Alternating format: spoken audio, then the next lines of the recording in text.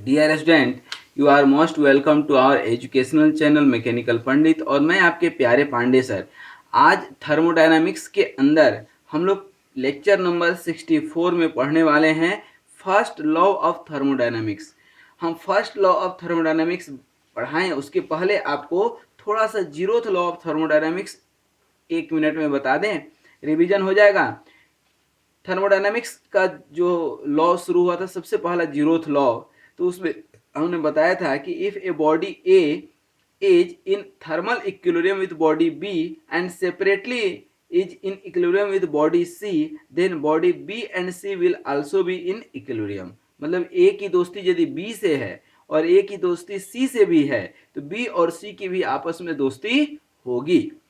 ठीक है, यही हमारा क्या था, zeroth law. Basically zeroth law is the basis of temperature measurement, it is the basis of thermometry. और हमने आपको बताया था कि किस तरह से 5 तरह के थर्मोमीटर होते हैं।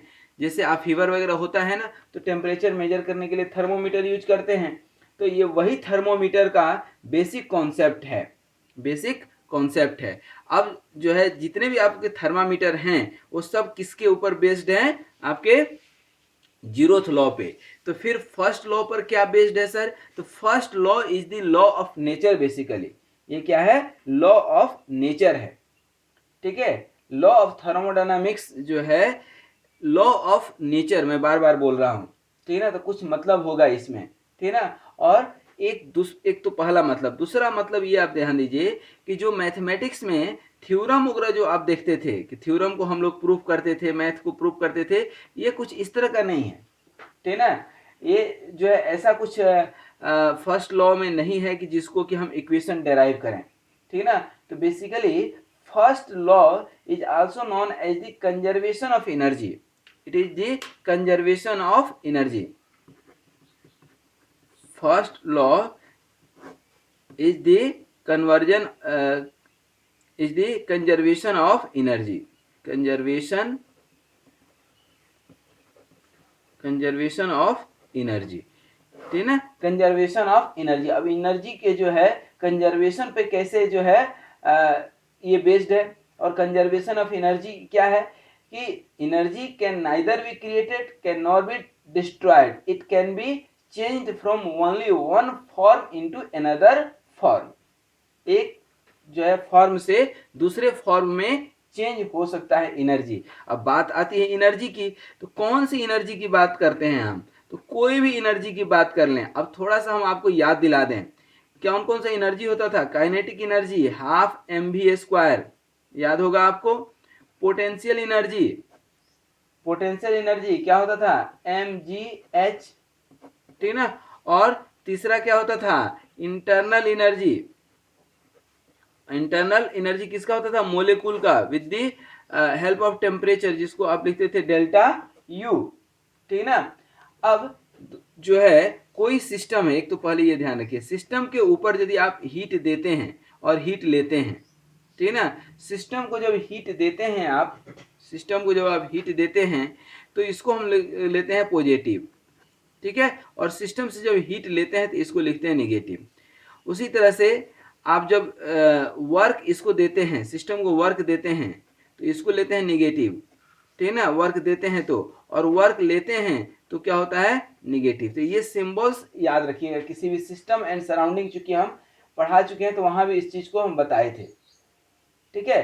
तो सबसे पहले तो अब कंजर्वेशन ऑफ एनर्जी की यदि हम बात करते हैं, किसकी बात करते हैं, कंजर्वेशन ऑफ एनर्जी की बात करते हैं, तो इस कंजर्वेशन ऑफ एनर्जी में 3 एनर्जी की ही हम बात करेंगे। चौथा क्या होगा, हीट एनर्जी, और पांचवा क्या होगा हमारा, वर्क। ठीक है, सिर्फ 5 चीज यहां पर है, ठीक है। तो यहां पर आपको बता दें कि ये जो आपका लॉ है basically that can not be derived like mathematics, ठीक है ना, it is just an interpretation, ठीक है।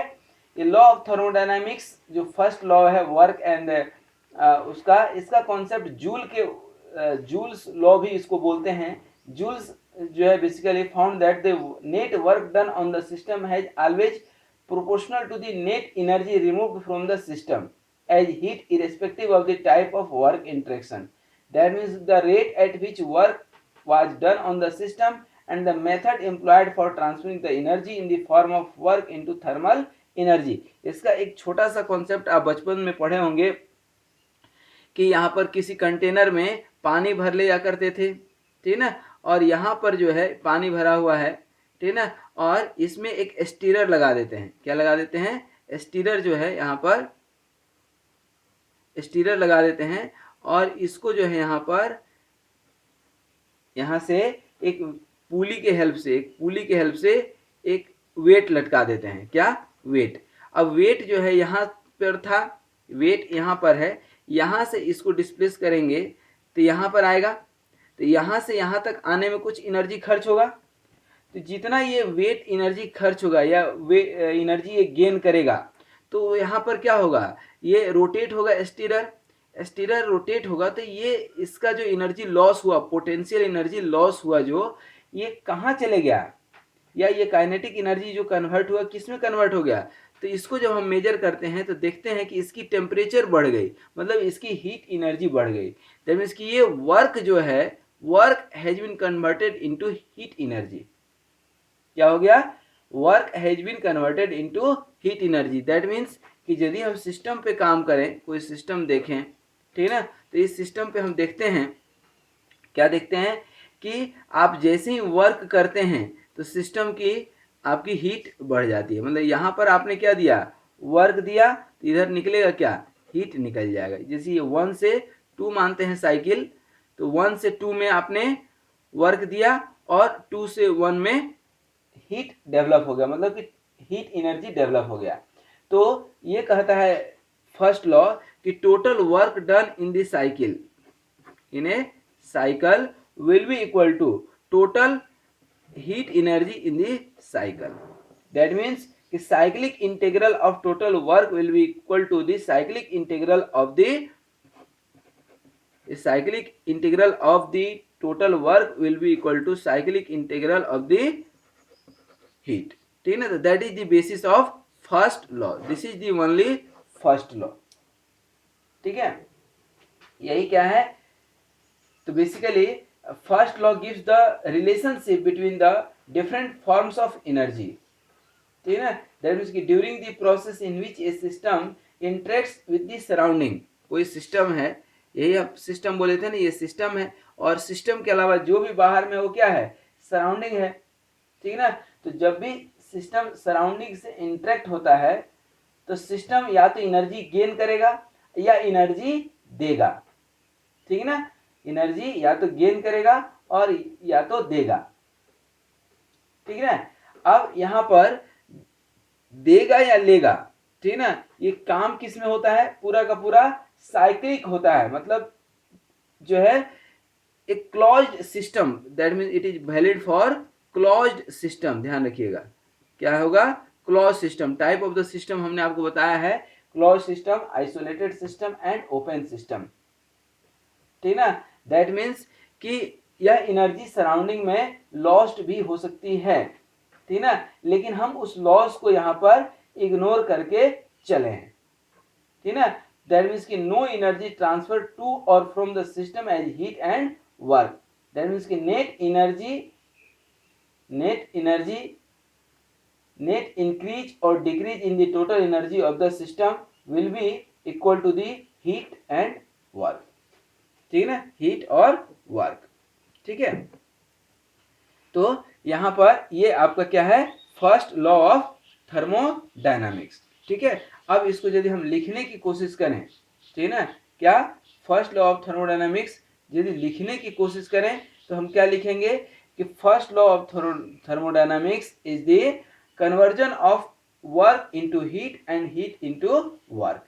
That is the concept of first law of thermodynamics. That is the only first law of thermodynamics. ठीक है ना? तो अब यहां पर ये कॉन्सेप्ट आपका क्लियर हो गया। ठीक है ना? अब टोटल एनर्जी, दैट मीन्स कि हमने आपको बताया ना कि ये आपका सिस्टम है। ठीक है ना? सिस्टम में आप कुछ हीट देंगे, ठीक है ना, वर्क लेंगे, या वर्क देंगे, हीट लेंगे। ठीक है ना? तो टोटल जो है आपका, यहां पर एक बार और दिखा दें, इसमें आपने कुछ हीट दिया, ठीक ना, कुछ वर्क लिया, ठीक ना, या हो सकता है कुछ आपने वर्क दिया, हीट लिया, ठीक ना, ऐसा हो सकता है कि नहीं। तो टोटल नेट जो है, the net energy transfer will be stored in the system, that means कि Q minus W will be equal to total energy, Q minus W will be equal to total change in energy, that means कि Q क्या हो जाएगा आपका work done plus delta E, Q equal to क्या हो जाएगा W plus delta E, ठीक है। इसी को थोड़ा सा और अच्छे से यदि हम लिखना चाहें, ठीक ना, तो अब ये एनर्जी क्या होता है, तो ये जो टोटल एनर्जी है Q minus W, total heat आपने सिस्टम को दिया, ठीक है, टोटल यहाँ पर हीट दिया सिस्टम को, ये कुछ वर्क करेगा, कुछ एनर्जी स्टोर्ड हो जाएगा इसमें।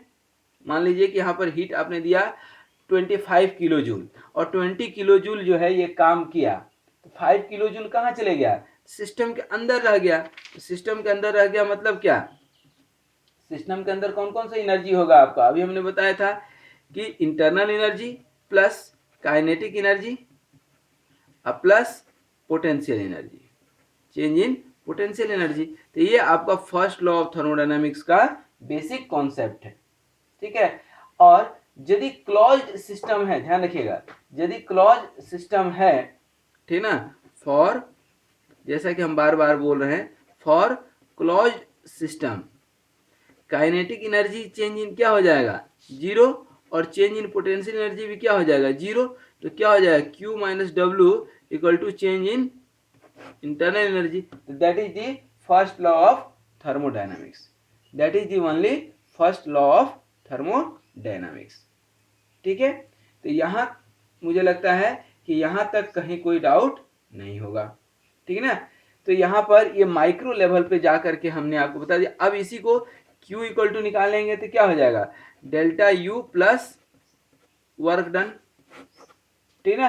अब ये वर्क डन भी जो है कई तरीके से होगा, वर्क डन भी कई तरीके से होगा, कई सारे फॉर्मेट में होगा, डिस्प्लेसमेंट के फॉर्मेट में हो सकता है, रोटेशनल के फॉर्मेट में हो सकता है, न्यूक्लियर एनर्जी के फॉर्मेट में हो सकता है, वाइब्रेशनल एनर्जी के फॉर्मेट में हो सकता है, ठीक ना।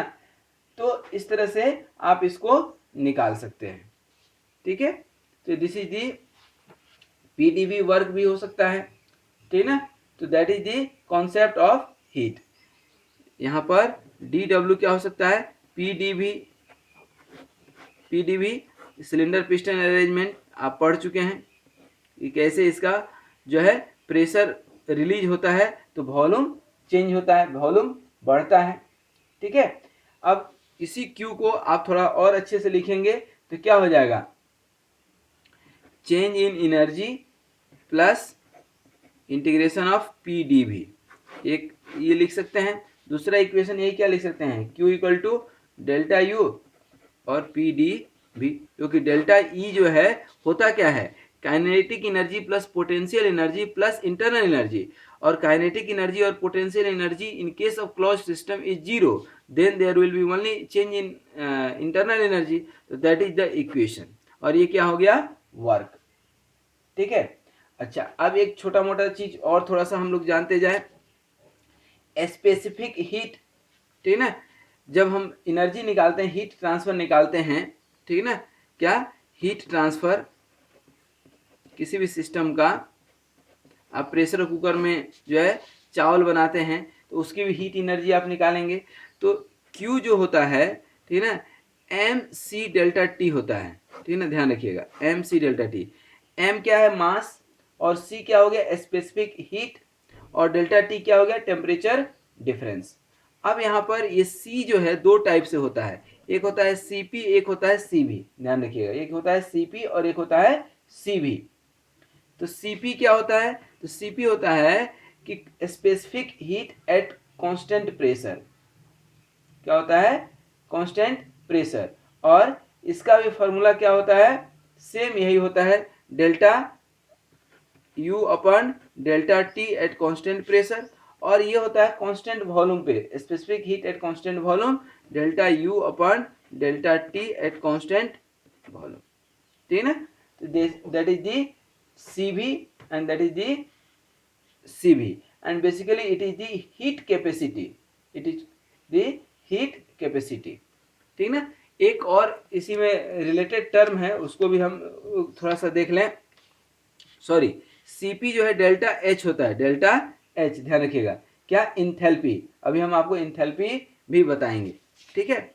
अब क्या होता है enthalpy? Enthalpy basically internal energy, it is an intensive property. Internal energy change is equal to the heat transfer in a constant volume process, involves no work other than PDV.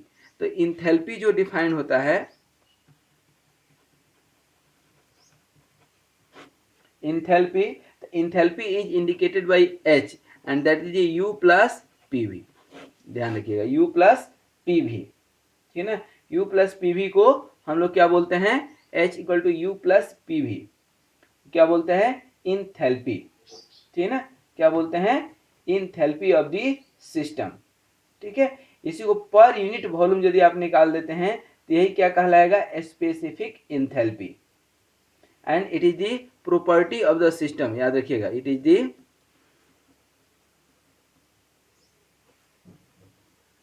Property of system, it is the property of system, ठीक है।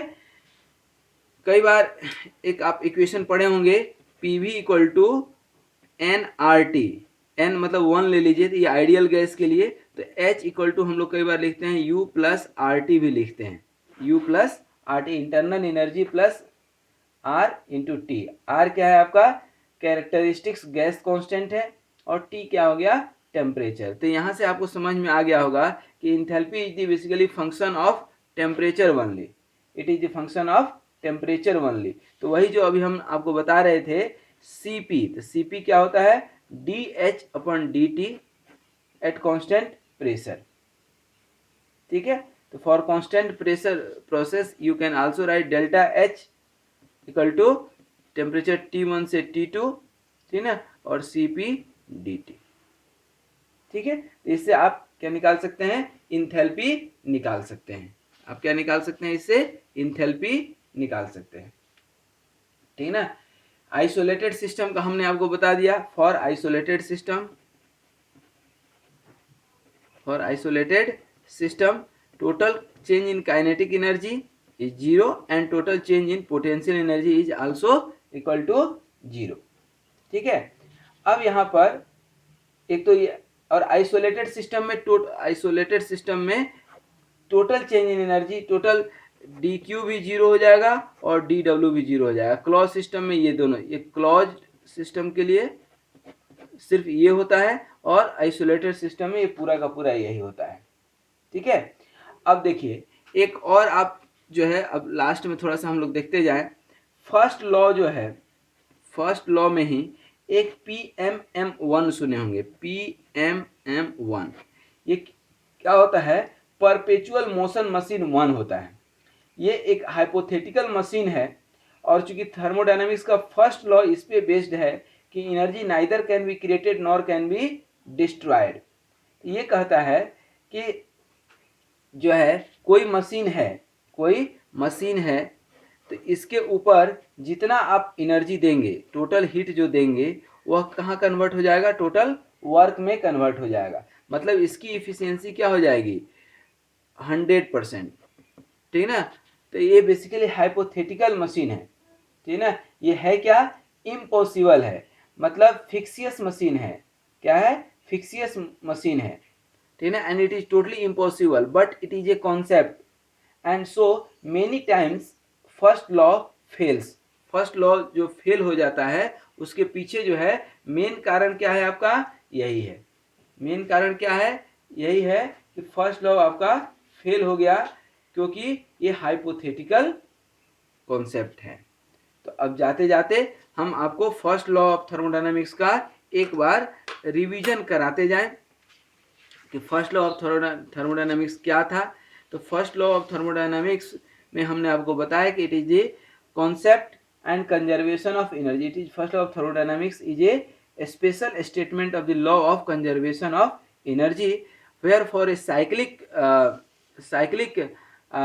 System total heat will be equal to total work, मतलब कि total जो यहाँ पर work आपका transfer हुआ कहाँ, हीट में, और हीट कहाँ ट्रांसफर हो जाएगा, वर्क में। ठीक है।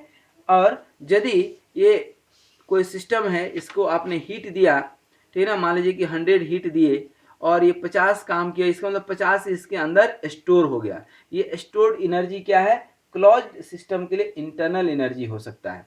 तो उसके आधार पर ये हमने निकाला था कि नेट जो है Q minus W, total heat आपने दिया और कुछ वर्क हो गया, ठीक ना। और या तो Q इक्वल टू डब्ल्यू होगा, कब, जब डेल्टा E जीरो हो, आइसोलेटेड सिस्टम हो, ठीक है।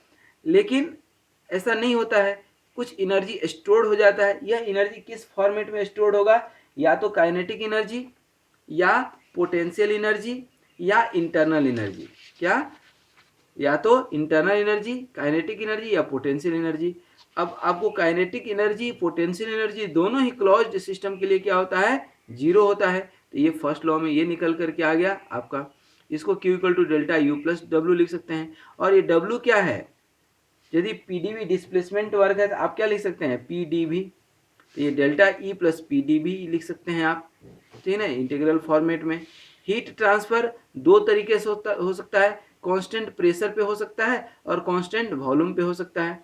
कांस्टेंट प्रेशर पे होगा तो इंथैल्पी का कॉन्सेप्ट आता है, ध्यान रखिएगा, और कांस्टेंट वॉल्यूम पे होगा तो इंटरनल एनर्जी का कॉन्सेप्ट आता है, ठीक है ना। इंथैल्पी का भी कॉन्सेप्ट हमने आपको बता दिया, क्या होता है, U plus PV। PV equal to आप पढ़े NRT गैस कांस्टेंट में, तो ये भी आप लिख सकते हैं। दैट मीन्स की enthalpy is the function of temperature only. तो ये कांस्टेंट प्रेशर पे आप निकाल दिए, ठीक है ना, क्या, स्पेसिफिक हीट, ठीक है ना।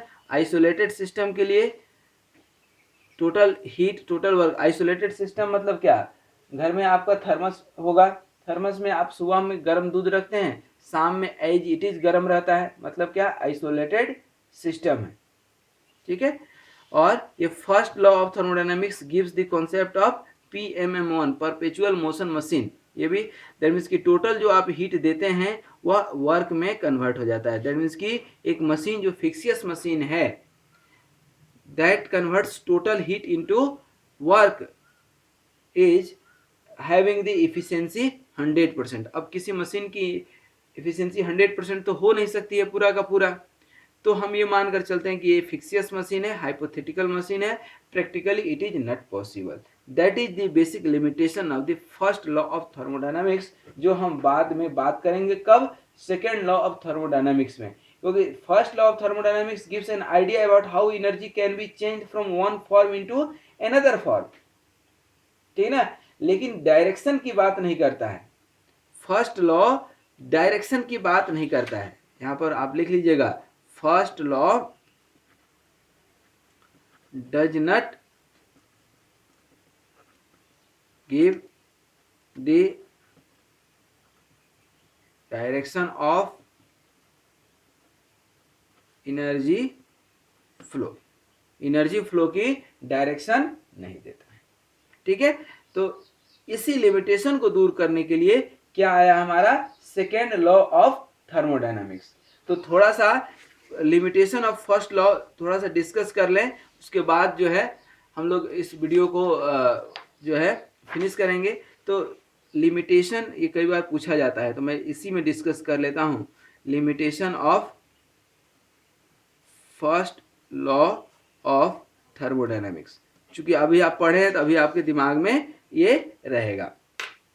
फर्स्ट लॉ ऑफ थर्मोडायनामिक्स का, ठीक है ना, फर्स्ट लिमिटेशन क्या है, फर्स्ट लिमिटेशन क्या है कि एनर्जी जो है आपकी, ठीक है ना, heat flows from high temperature, ठीक है ना, जो है ये टेम्परेचर है T1 और टेम्परेचर ये T2, T1 is greater than T2। Temperature high temperature से लो टेम्परेचर की ओर हीट फ्लो करता है, लेकिन लो से हाई की ओर नहीं करता है, ठीक है। जबकि फर्स्ट लॉ ये बोलता है कि ये इधर जाएगा, ये इधर भी आ सकता है, जबकि ऐसा नहीं है, ठीक है। उसके बाद दूसरा लिमिटेशन देखिए, a running automobile can be suppose to using the brake. कोई आप बाइक चला रहे हैं, अचानक से ब्रेक लेते हैं, ठीक है ना। तो ब्रेक का पेडल क्या होता है, गर्म हो जाता है, ठीक है ना। दैट मीन्स कि वो जो काइनेटिक एनर्जी है व्हील की जो काइनेटिक एनर्जी है वह किस में कन्वर्ट हो गया, आपका हीट एनर्जी में। लेकिन अब उस हीट एनर्जी को क्या हम यूज करके गाड़ी को उतना फास्ट चला पाएंगे क्या, उल्टा नहीं चला पाएंगे, ठीक है ना। उसी तरह से और भी बहुत सारे लिमिटेशंस हैं, ठीक है ना। क्या लिमिटेशन है कि वाटर फ्लो पे अब हाई लेवल से यहाँ से वाटर जो है यहाँ पे फ्लो हो जाएगा, यहाँ से फ्लो हो जाएगा, लेकिन उल्टा होगा क्या, नहीं होगा। Water can not be flow from high level to, that means की काइनेटिक एनर्जी इसकी जो है पोटेंशियल एनर्जी में कन्वर्ट हो गई, ठीक है ना, लेकिन उल्टा नहीं हो सकता है, ठीक है ना। तो इस तरह से बहुत सारे प्रोसेस हैं जो कि थर्मोडायनामिक्स के फर्स्ट लॉ को चैलेंज करते हैं। थर्मोडायनामिक्स के फर्स्ट लॉ को ये चैलेंज करते हैं कि भाई ये फर्स्ट लॉ हो ही नहीं सकता है, ठीक है ना। चाहे वो एनर्जी बैलेंस हो, मास बैलेंस सिस्टम हो, फ्लो सिस्टम हो, ठीक है ना, नोजल एंड डिफ्यूजर हो, कि प्रेशर एनर्जी को जो है नोजल, आप देखते होंगे नोजल का क्या काम करता है, काइनेटिक एनर्जी को प्रेशर एनर्जी में कन्वर्ट कर देता है, ठीक है ना, जबकि उल्टा संभव नहीं है। पांचवा आप प्रोसेस देखेंगे, थ्रॉटलिंग प्रोसेस। क्या, ये बहुत डिटेल में मैं पढ़ा सकता हूं, लेकिन चूंकि बीएमई है, फर्स्ट ईयर का सब्जेक्ट है, बहुत ज़्यादा हम नहीं जा सकते हैं। अब इसमें क्या होता है, इंथैल्पी, थ्रॉटलिंग प्रोसेस में इंथैल्पी क्या होता है, कांस्टेंट होता है, इंथैल्पी कांस्टेंट होता है, ठीक है ना। इंथैल्पी कांस्टेंट होता है मतलब कि डिफ्यूज होता है, डिफ्यूजर होता है, ठीक है ना। तो ये वापस नहीं हो सकता है, ठीक है। उसी तरह से नोजल में भी आपका जो वेलोसिटी होता है, ठीक है ना, v2 v1 v2, तो ये square root of 2h1 minus h2 होता है इंथैल्पी, ठीक है ना। तो ये जो आपका काइनेटिक एनर्जी है that is being converted into enthalpy, but enthalpy can not be converted into kinetic energy, ध्यान रखिएगा। उसी तरह से टरबाइन है, ठीक है ना, हीट को वर्क में कन्वर्ट कर लेते हैं, लेकिन सेम वर्क को जो है आप हीट में कन्वर्ट नहीं कर सकते हैं, टरबाइन हो या कंप्रेसर हो, ठीक है ना। यहां भी जो है आपका नेट जो है वर्क डन जो होगा per unit mass h1 minus h2, this can be converted into this but this cannot be converted, sorry, this can be converted into this but this cannot be converted into this one। उसी तरह से heat energy, STD flow energy equation आप पढ़े होंगे। STD flow energy equation में भी आप जो है देखे होंगे कि आपने इन्वायरमेंट को, जैसे आपका जो है मिल्क है, ठीक है ना, मिल्क बहुत गर्म है तो उसको एक थाली में डाल दीजिए, थाली में डालेंगे आप जैसे, तो उसका हीट क्या होगा, सराउंडिंग में चले जाएगा, ठीक है। लेकिन आप ठंडा दूध को यहाँ रख दीजिए इसी, और सोचें कि सराउंडिंग से हम वो हीट ले लें, तो क्या ऐसा संभव हो पाता है क्या, नहीं हो पाता है, ठीक है ना। तो these are the limitations of the first law. तो इसे फर्स्ट लॉ को, लिमिटेशन को देखते हुए हमने सेकेंड लॉ ऑफ थर्मोडायनेमिक्स इजाद किया, हमने मतलब न्यूटन से। तो अब हम लोग जो है आज के लेक्चर में तो यही, अब second law of thermodynamics lecture number 65 में पढ़ेंगे। आज यहीं तक। Thank you very much for watching this video. Be happy, be healthy and keep smiling. Thank you very much.